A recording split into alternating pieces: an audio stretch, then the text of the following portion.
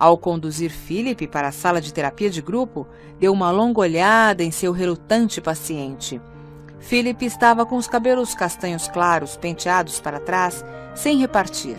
A pele tensa nas maçãs salientes, os olhos atentos, o andar pesado como se estivesse sendo levado para a execução. Julius teve uma onda de compaixão e ofereceu consolo com a voz mais suave e confortadora que conseguiu. Sabe, Philip, os grupos de terapia são muito complexos, mas têm uma característica totalmente previsível. Se Julius esperava uma pergunta sobre qual era a característica totalmente previsível, não deu sinal de desapontamento com o silêncio de Philip.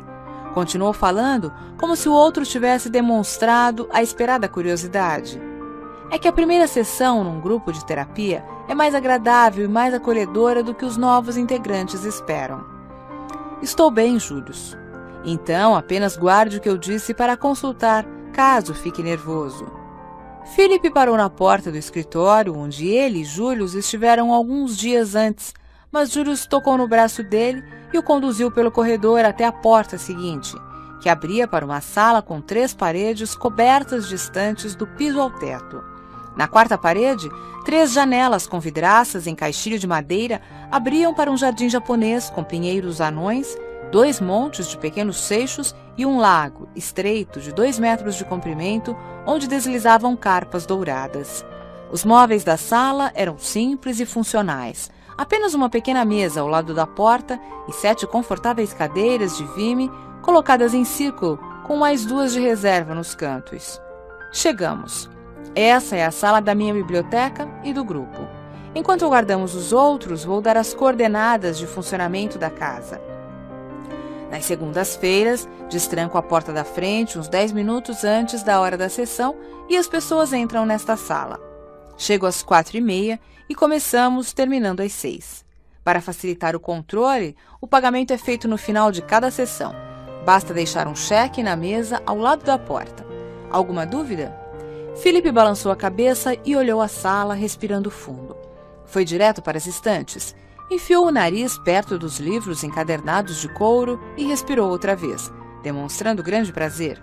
Continuou lá e percorreu atento os títulos. Logo em seguida chegaram 5 pessoas e cada uma olhou as costas de Philip antes de sentar-se. Apesar da agitação que causaram, Philip não virou a cabeça nem interrompeu a tarefa de examinar os livros de Julius. Nos seus mais de 35 anos como terapeuta de grupos, Julius tinha visto muita gente chegar. A situação era previsível. O novo integrante está bastante apreensivo e se comporta de forma respeitosa com os outros, que dão boas-vindas e se apresentam. De vez em quando, num grupo recém-formado, alguns se enganam achando que os benefícios da terapia são diretamente proporcionais à atenção que recebem do terapeuta, podendo haver uma certa má-vontade com novatos.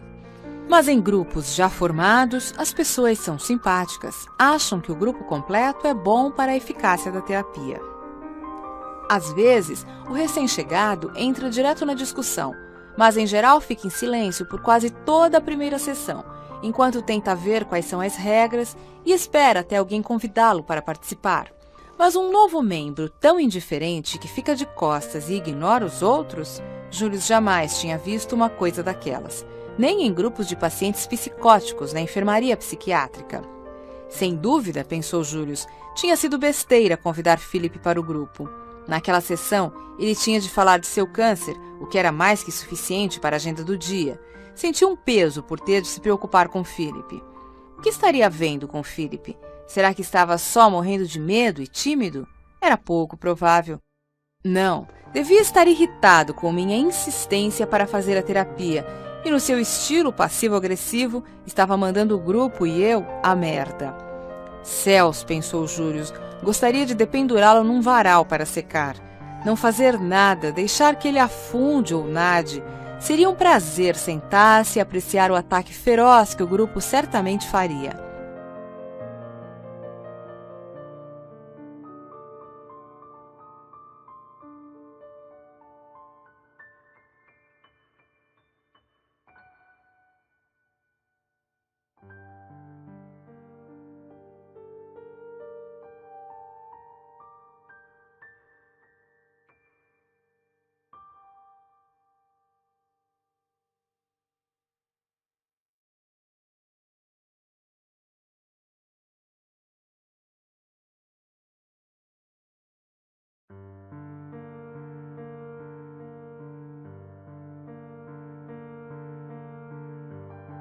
Július não costumava guardar o final das piadas, mas lembrou de uma que ouviu anos antes.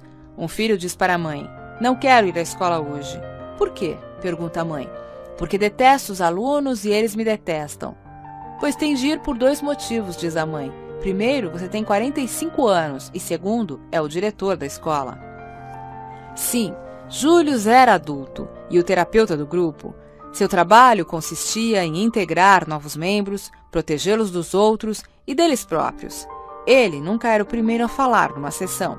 Preferia incentivar os integrantes a isso, mas naquele dia não tinha escolha. 4h30. Vamos começar. Philip, pegue uma cadeira. Philip virou-se para olhá-lo, mas não fez menção de pegar nada. Vai ver que ficou surdo, pensou Július. Será que é um idiota social? Só depois de Július fazer sinais enfáticos com os olhos indicando uma cadeira vazia, foi que Philip sentou-se. Július então lhe disse: "Este é o nosso grupo. Falta uma pessoa, Pan, que está viajando por 2 meses. Virando-se para o grupo, informou: "Comentei há algumas sessões que talvez trouxesse uma pessoa nova. Estive com Philip na semana passada e ele começa hoje." "Claro que começa hoje", pensou Július. Burro, comentário burro. Pronto, chega de levar o outro pela mão. Ele que afunde ou nade. Nesse instante, Stuart entrou na sala, correndo da clínica pediátrica no hospital e ainda de jaleco branco, resmungou uma desculpa pelo atraso e afundou numa cadeira. Todos então olharam para Philip e 4 pessoas se apresentaram e deram as boas-vindas. "Meu nome é Rebecca." "Tony." "Bonnie." "Stuart." "Olá, prazer em conhecer. Seja bem-vindo. Você pode estar aqui com a gente. Precisamos de sangue novo, quer dizer, de novas contribuições." O integrante que faltou falar era um rapaz bonito, com a cabeça precocemente calva e um halo de cabelos castanho claros no alto, um corpo forte de juiz de futebol, meio velho, que numa voz calma disse: "Olá, meu nome é Gil. Espero, Philip, que você não ache que o estou ignorando, mas hoje preciso muito de falar. Nunca precisei tanto do grupo como agora." Nenhuma reação de Philip. "Certo, Philip?" insistiu Gil. Assustado, Philip arregalou os olhos e concordou com a cabeça. Gil virou-se para os rostos familiares do grupo e começou: "Aconteceram muitas coisas e tudo culminou esta manhã, depois de uma sessão com o psicanalista da minha mulher. Nas últimas semanas, contei para vocês que o analista de Rose deu-lhe um livro sobre abuso sexual de crianças e ela se convenceu de que sofreu abuso quando pequena. Isso se transformou numa ideia fixa na cabeça dela." "Como é mesmo que se diz, uma ideia fixada?" Gil perguntou para Július. "Uma idée fixe", interveio Philip, falando com sotaque francês perfeito. "Isso, obrigado", disse Gil, que deu uma olhada em Philip e acrescentou baixo: "Opa, essa foi rápida", e voltou para sua história. "Bom, Rose tem ideia fixa de que quando pequena foi molestada pelo pai. Não consegue pensar em outra coisa. Ela lembra de algum abuso sexual? Não. Tem alguma testemunha? Não. Mas o analista acha que se ela está deprimida, com medo de sexo, tem lapsos de atenção e emoções descontroladas, principalmente raiva de homens, então sofreu abuso. É o que diz o maldito livro. E o analista dela jura que é isso mesmo. Assim, há meses, como já contei aqui até enjoar, não falamos em outra coisa. A psicanálise da minha mulher é a nossa vida. Não há espaço para mais nada. Não há outro assunto. Nossa vida sexual está morta e enterrada. Nada, esqueça. 2 semanas atrás, ela pediu para eu ligar para o pai, pois não fala com ele, e convidá-lo para uma sessão da análise. Queria que eu também fosse por proteção, conforme ela disse. Então liguei e ele concordou na hora. Ontem tomou um ônibus em Portland e apareceu na sessão hoje de manhã carregando a maleta surrada, pois depois voltaria direto para a rodoviária. A sessão foi um desastre, um horror. Rose simplesmente despejou tudo no pai sem parar, sem limites, sem uma palavra de agradecimento pelo velho ter viajado centenas de quilômetros por causa dela e dos 90 minutos da sessão dela.